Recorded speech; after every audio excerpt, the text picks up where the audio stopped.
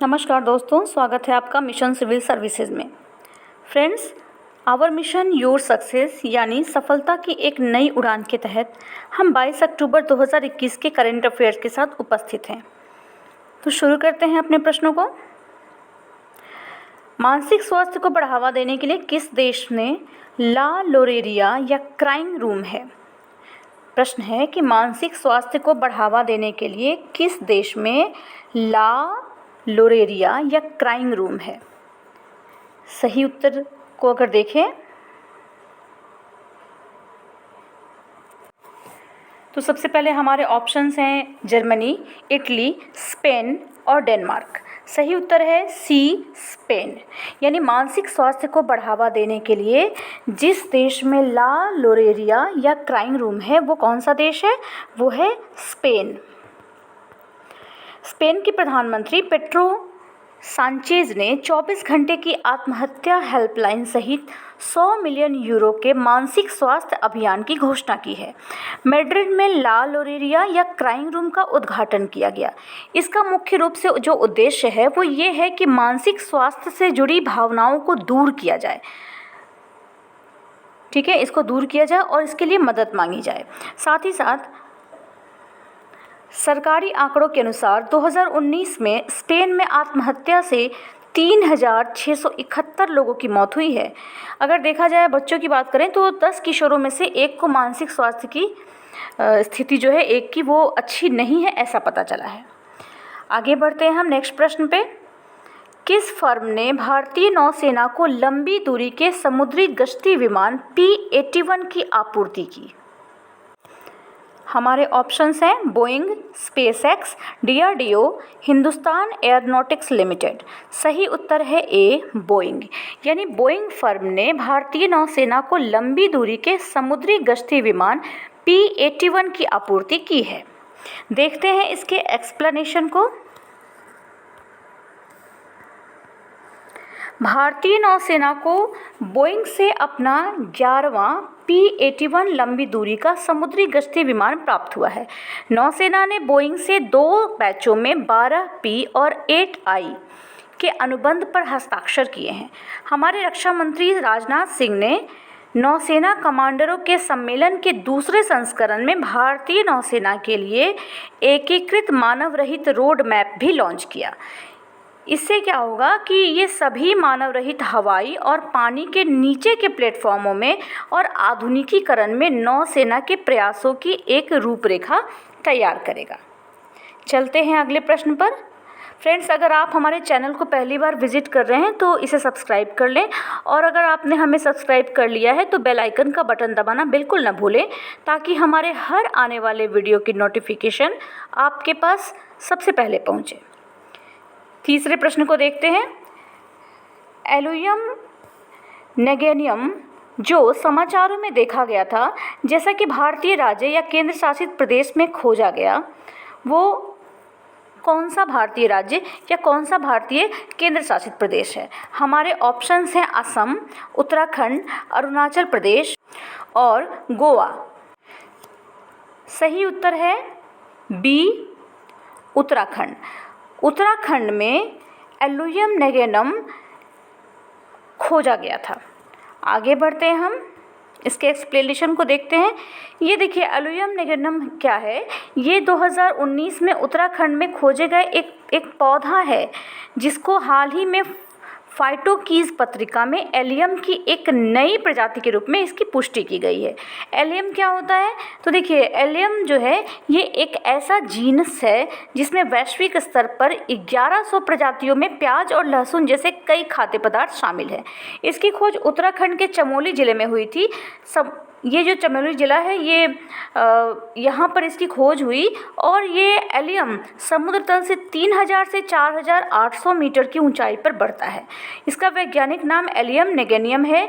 ये एक खोजकर्ता और एलियम कलेक्टर स्वर्गीय डॉक्टर कुलदीप सिंह नेगी का सम्मान करता है। इनके सम्मान में इसका ये नाम पड़ा है।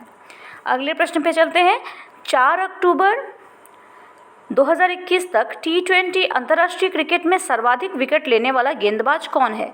हमारे ऑप्शंस हैं R Ashwin, Jasprit Bumrah, Shakib Al Hasan, Tim Southee. हमारा सही उत्तर है सी, साकिब अल हसन। देखिए, बांग्लादेश के हरफनमौला खिलाड़ी शाकिब अल हसन लसीथ मलिंगा के 107 विकेटों के टैली को पार करने के बाद T20 अंतर्राष्ट्रीय क्रिकेट में सबसे अधिक विकेट लेने वाले गेंदबाज बन गए हैं। शाकिब के नाम 89 T20 अंतर्राष्ट्रीय मैचों में 108 विकेट हैं। वे इस प्रारूप में 100 विकेट का दोहरा और 1000 से अधिक रन बनाने वाले एकमात्र क्रिकेटर भी हैं। इसी सूची में जो तीसरे क्रिकेटर का नाम है वो है न्यूजीलैंड के टिम साउथी। इन्होंने 99 विकेट अभी तक लिए हैं। चलते हैं अपने 5वें प्रश्न पर। फ्रेंड्स, हमारी जीएस की 10,000 प्रश्नों की श्रृंखला चल रही है। साथ में हमने लूसेंट साइंस का सेट लाना भी शुरू किया है आपके लिए। इसके अलावा साइंस का सुपर हिट सेट तो चल ही रहा है। हम आपके लिए करेंट अफेयर्स की वीडियोस रोज़ लाते ही हैं। साथ ही साथ आप किसी और भी तरह की किसी खास टॉपिक पर वीडियो चाहते हैं तो आप हमें ज़रूर बताएं। चलते हैं अपने 5वें प्रश्न पर। हाल ही में खबरों में रही नेचिफू सुरंग किस राज्य में स्थित है?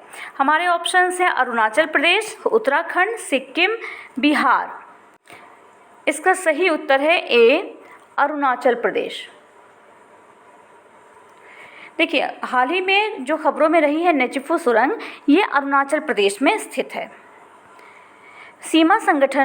सीमा सड़क संगठन यानी कि BRO, जिसे हम बॉर्डर रोड ऑर्गेनाइजेशन भी कहते हैं, ये अरुणाचल प्रदेश में नेचिफू दर्रे के पास 500 मीटर लंबी सुरंग का निर्माण कर रहा है। इस सुरंग को बनाने का मुख्य उद्देश्य ये है कि चीन सीमा के पास अग्रिम बेस की ओर जाने वाले वाहनों के यात्रा समय में थोड़ी सी कमी की जाए। इसका मुख्य उद्देश्य सैन्य वाहनों द्वारा लिए गए समय को 6 किलोमीटर और 20 मिनट तक कम करना है। BRO के प्रोजेक्ट वर्तक के तहत नेचिफू सुरंग का निर्माण 5,600 फीट की ऊंचाई पर किया जा रहा है। चलते हैं अगले प्रश्न पर। अगला प्रश्न है कि भारत और किस देश ने खनन और इस्पात क्षेत्र में सहयोग करने के लिए एक समझौता ज्ञापन पर हस्ताक्षर किए हैं? हमारे ऑप्शन हैं जापान, पाकिस्तान, बांग्लादेश, रूस।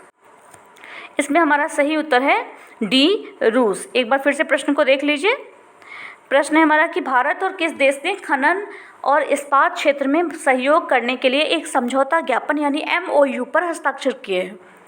सही उत्तर है डी, रूस। डी, रूस। भारत और रूस ने खनन और इस्पात क्षेत्र में सहयोग करने के लिए एक समझौता ज्ञापन पर हस्ताक्षर किए हैं। केंद्रीय इस्पात मंत्री रामचंद्र प्रसाद और रूस के ऊर्जा मंत्री निकोले शुलगिनोव के बीच समझौता ज्ञापन पर हस्ताक्षर किए गए। ये समझौता ज्ञापन विशेष रूप से कोकिंग पर केंद्रित है। इस सौदे पर हस्ताक्षर करना भारत की राष्ट्रीय इस्पात नीति 2017 का एक महत्वपूर्ण हिस्सा है। राष्ट्रीय इस्पात नीति 2017 के अंतर्गत भारत का लक्ष्य है कि 2030 तक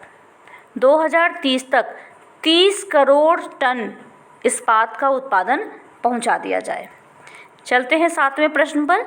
किस राज्य सरकार ने 14 अक्टूबर 2021 को रोजगार बाजार 2.0 नामक एक पोर्टल विकसित करने के लिए निविदाएं जारी की हैं? यहाँ पर हमारे ऑप्शंस हैं उत्तर प्रदेश, दिल्ली, हिमाचल प्रदेश, झारखंड। सही उत्तर है बी, दिल्ली। किस राज्य सरकार ने 14 अक्टूबर 2021 को रोजगार बाजार 2.0 नामक एक पोर्टल विकसित करने के लिए निविदाएं जारी की? तो दिल्ली हमारा सही उत्तर है। दिल्ली की सरकार ने ऐसा किया। देखिए, इसका एक्सप्लेनेशन देखते हैं। दिल्ली सरकार ने 14 अक्टूबर 2021 को रोजगार बाजार 2.0 नाम का एक पोर्टल विकसित करने के लिए निविदाएं जारी की। ये पोर्टल दिल्ली में युवाओं को रोजगार संबंधी सेवाएं देगा। ये राष्ट्रीय राजधानी में नौकरी की तलाश कर रहे युवाओं के रोजगार से जुड़ी हुई जितनी भी जानकारी होगी और आर्टिफिशियल इंटेलिजेंस पर आधारित जो भी जॉब मैचिंग होंगे वो सारी चीज़ें इन्हें उपलब्ध कराई जाएंगी। 8वें प्रश्न पर चलते हैं। भारतीय रिजर्व बैंक यानी RBI ने पेटीएम पेमेंट्स बैंक लिमिटेड पर कितने करोड़ रुपए का जुर्माना लगाया है? 3 करोड़, 1 करोड़, 5 करोड़, 4 करोड़, 5 करोड़। तो इसका सही उत्तर है बी, 1 करोड़। भारतीय रिजर्व बैंक ने पेटीएम पेमेंट्स बैंक लिमिटेड पर 1 करोड़ रुपए का जुर्माना लगाया है। भारतीय रिजर्व बैंक ने पेटीएम पेमेंट्स बैंक लिमिटेड पर 1 करोड़ रुपए का जुर्माना लगाया। केंद्रीय बैंक ने यानी रिजर्व बैंक में एक बयान में कहा कि पेटीएम पेमेंट्स बैंक ने ऐसी जानकारी दी थी जो तथ्यात्मक स्थिति को नहीं दर्शाती। यही वजह है कि 1 करोड़ रुपए का जुर्माना इस पर लगाया गया है। आरबीआई ने स्पष्ट कहा है कि यह पीएसएस अधिनियम की धारा 26(2) में उल्लिखित प्रकृति का अपराध था। इसके बाद पेटीएम पेमेंट्स बैंक को एक नोटिस भी जारी किया गया। 9वें प्रश्न पे चलते हैं। गुजरात सरकार ने अयोध्या में श्री राम जन्मभूमि तीर्थ यात्रा के लिए आदिवासी समुदाय से संबंधित प्रति व्यक्ति कितने रुपए की वित्तीय सहायता देने का फैसला किया है? ऑप्शन को देखते हैं। 5,000 रुपये, 6,000 रुपये, 3,000 और सही उत्तर है ए 5,000। देखिए प्रश्न पूछा जा रहा है, एक बार फिर से देख लीजिए कि गुजरात सरकार ने अयोध्या में श्री राम जन्मभूमि तीर्थ यात्रा के लिए आदिवासी समुदाय से संबंधित प्रति व्यक्ति कितने रुपए की वित्तीय सहायता देने का फैसला किया है। यहाँ पे हमारा सही उत्तर था 5,000 रुपये। गुजरात सरकार ने अयोध्या में श्री राम जन्मभूमि तीर्थ यात्रा के लिए आदिवासी समुदाय से संबंधित प्रति व्यक्ति 5,000 रुपये की वित्तीय सहायता देने का फैसला किया है। ये फैसला शबरी धाम में एक सभा में किया गया था इस घोषणा को, और जो गुजरात के डांग जिले में एक तीर्थ स्थल है। शबरी धाम आप जानते हैं कि भगवान श्री राम से जुड़ा हुआ था, जो भगवान श्री राम को शबरी ने अपने जूठे बेर खिलाए थे। बहुत ही प्रसिद्ध ये कथा है रामायण की। आगे बढ़ते हैं, चलते हैं अपने अगले प्रश्न की तरफ। किस राज्य सरकार ने 19 अक्टूबर 2021 को अपनी बैठक में मुख्यमंत्री राशन आपके द्वार योजना को लागू करने का निर्णय लिया? हमारे ऑप्शन से बिहार, पंजाब, मध्य प्रदेश, तमिलनाडु। सही उत्तर है सी मध्य प्रदेश। देखिए मध्य प्रदेश राज्य सरकार ने 19 अक्टूबर 2021 को अपनी बैठक में मुख्यमंत्री राशन आपके द्वार योजना को लागू करने का निर्णय लिया है। मध्य प्रदेश सरकार ने 19 अक्टूबर 2021 को अपनी बैठक में इसको लागू किया और साथ ही साथ गरीब आदिवासी परिवारों को लाभ पहुंचाने के लिए इस योजना को लागू किया जाएगा। इसे राज्य के आदिवासी विकास खंडों में लागू किया जाएगा। उन ब्लॉकों को छोड़कर जो उपचुनाव वाले जिलों के अंतर्गत आते हैं। इस योजना से लगभग 16 जिलों के 74 विकास खंडों के लगभग 7,511 गाँव के आदिवासी परिवारों को लाभ मिलने वाला है। 11वें प्रश्न पर चलते हैं। 11वां प्रश्न हमारा है कि ब्रिटेन के प्रतिस्पर्धा नियामक ने हाल ही में सोशल मीडिया मंच फेसबुक पर नियमों के उल्लंघन को लेकर कितने करोड़ डॉलर का जुर्माना लगाया है? ऑप्शन से 2.54 crore dollar, 4.90 crore dollar, 6.94 crore dollar and 8.34 crore dollar. सही उत्तर है सी 6.94 करोड़ डॉलर। ब्रिटेन के प्रतिस्पर्धा नियामक ने सोशल मीडिया मंच फेसबुक पर नियमों के उल्लंघन को लेकर 6.94 करोड़ डॉलर का जुर्माना लगाया है। नियामक के अनुसार यह जुर्माना फेसबुक द्वारा ऑनलाइन डेटाबेस कंपनी गिफी की खरीद संबंधी जांच के दौरान नियमों के उल्लंघन को लेकर लगाया गया है। ब्रिटेन के प्रतिस्पर्धा और बाजार प्राधिकरण CMA ने कहा कि फेसबुक जांच के दौरान आवश्यक जानकारी देने में ये विफल रहा। अगला प्रश्न है कि राष्ट्रीय अनुसंधान विकास निगम के नए अध्यक्ष के रूप में निम्न में से किसे नियुक्त किया गया है? ऑप्शन है राहुल सचदेवा, अनिल त्यागी, अमित रस्तोगी, कमल चतुर्वेदी। सही उत्तर है सी अमित रस्तोगी। देखिए प्रश्न एक बार फिर से देखिए, राष्ट्रीय अनुसंधान विकास निगम के नए अध्यक्ष के रूप में किसे नियुक्त किया गया है? तो सही उत्तर क्या है हमारा? अमित रस्तोगी को नियुक्त किया गया है। अमित रस्तोगी को राष्ट्रीय अनुसंधान विकास निगम NRDC का नया अध्यक्ष और प्रबंध निदेशक नियुक्त किया गया है। इसके पहले वो 5 साल के लिए एकीकृत मुख्यालय रक्षा मंत्रालय में इलेक्ट्रिकल इंजीनियरिंग के निदेशक और 2 साल के लिए नौसेना डॉकयार्ड में अतिरिक्त महाप्रबंधक टेक सेवाओं के निदेशक रह चुके हैं। एनआरडीसी की स्थापना की बात करें हम तो भारत में साल 1953 में इसकी स्थापना हुई थी। विभिन्न राष्ट्रीय अनुसंधान और विकास संस्थानों में विकसित प्रौद्योगिकियों को यानी टेक्नोलॉजीज़ को विकसित करने और बढ़ावा देने में मदद के लिए इसकी स्थापना की गई थी। फ्रेंड्स, इसके साथ ही हमारे आज के प्रश्न समाप्त होते हैं। अगर आप हमारे इन प्रश्नों की, इन करेंट अफेयर्स की पीडीएफ लेना चाहते हैं तो इस वीडियो के डिस्क्रिप्शन बॉक्स में दिए गए टेलीग्राम ग्रुप के लिंक पर आके हमें ज्वाइन करें। वहाँ आपको ये सारे पीडीएफ आसानी से मिल जाएंगे और रोज़ की ही करंट अफेयर्स की पीडीएफ आपको वहाँ मिल जाया करेंगे। ठीक है फ्रेंड्स, इसके साथ ही इस वीडियो को ख़त्म करती हूँ। मिलेंगे हम जल्दी ही अगले वीडियो में। Thank you.